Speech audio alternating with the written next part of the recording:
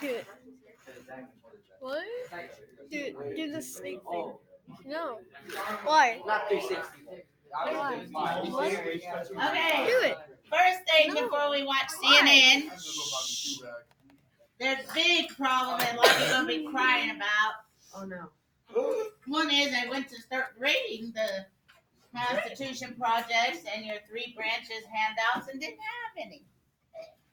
So I want them now done or not. What? So you can get on your computer for a second if you need to turn in the Constitution project, and I want your three branches whether they're finished or not.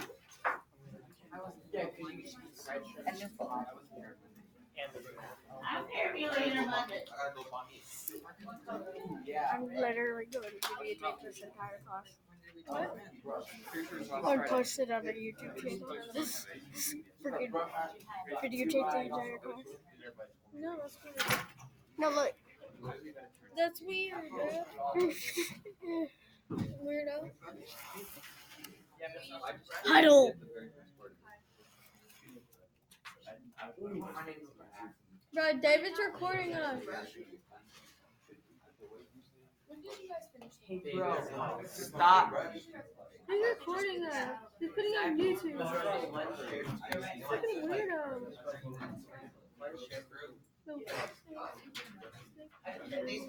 The mic's not on. I wasn't here Monday either. This is nothing new. This is what we did a while back. Notice that Psych. You thought. three branches that you've had for a week and a half. This. I think it's and only then the on for like Constitution 10 project minutes. that you did on the 4th.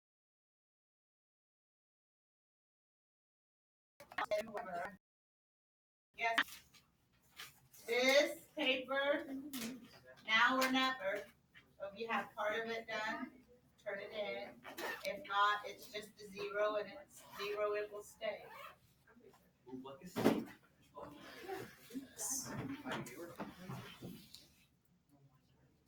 Miss Russell, David's recording. David can put his computer up.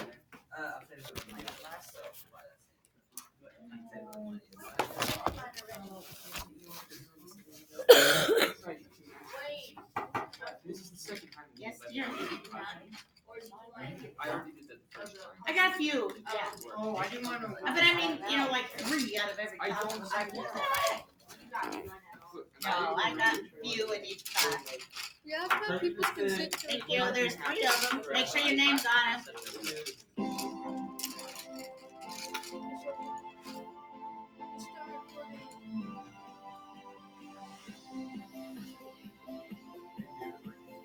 Thank you for taking 10 to watch CNN 10. I'm Carl Azus at the CNN Center. We're happy to see you this Wednesday. The violence is getting worse in a special administrative region of China.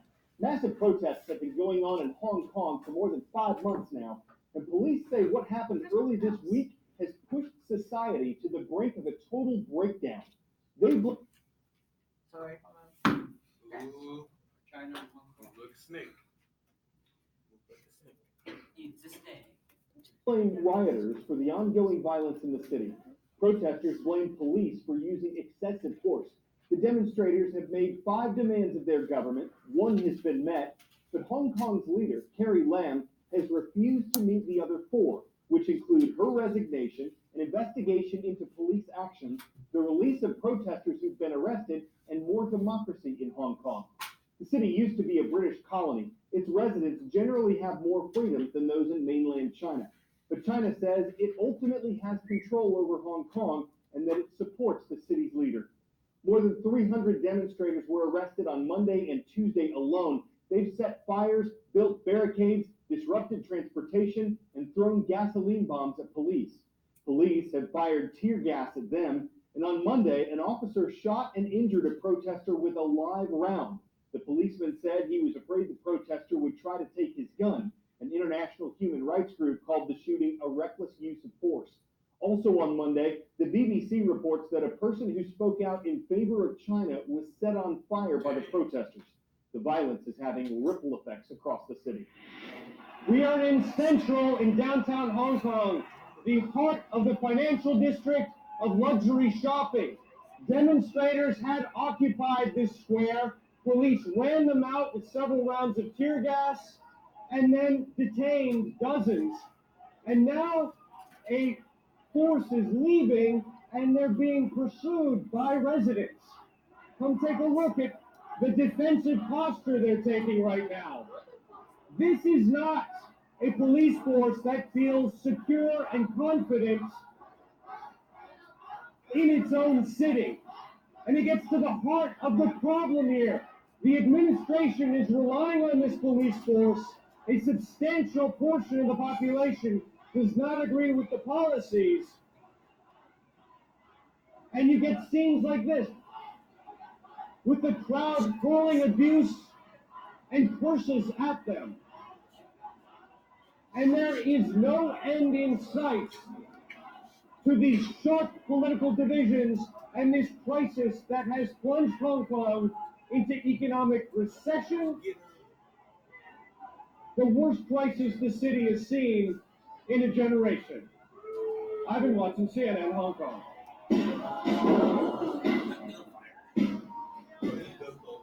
Ivan reporting at the moment tear gas was fired toward demonstrators.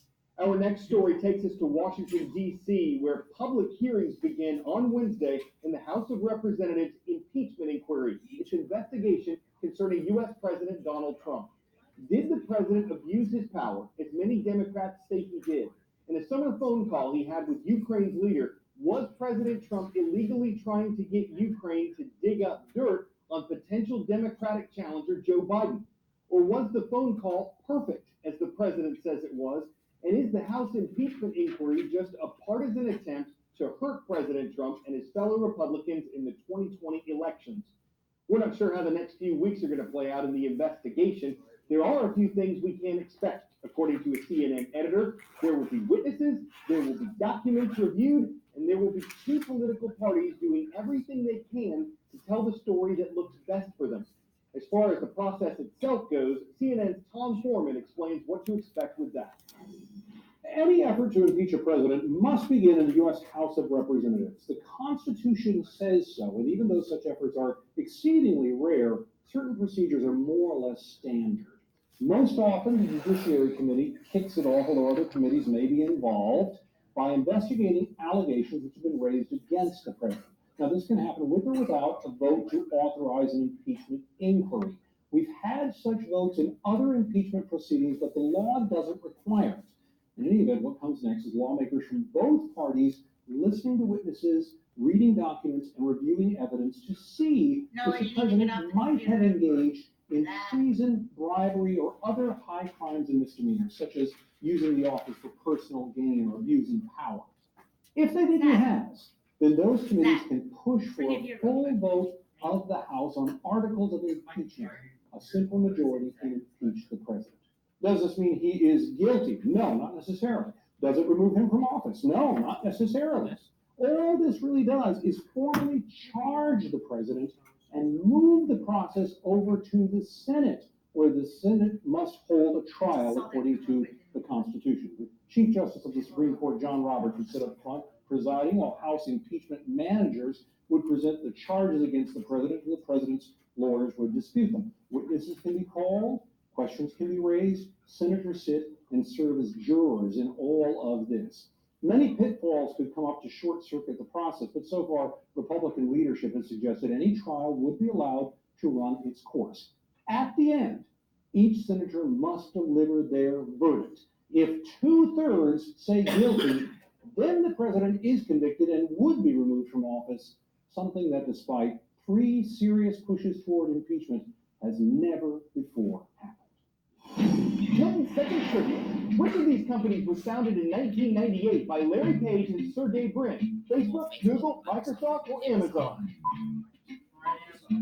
Google. The right answer. The only one of these companies that Page and Brin founded in 1998 is Google. Next topic today involves Google, Ascension, and Project Nightingale. You know the technology company Google. Ascension is a nonprofit healthcare organization, and Project Nightingale is the code name for a partnership between Google and Ascension. It was first reported by the Wall Street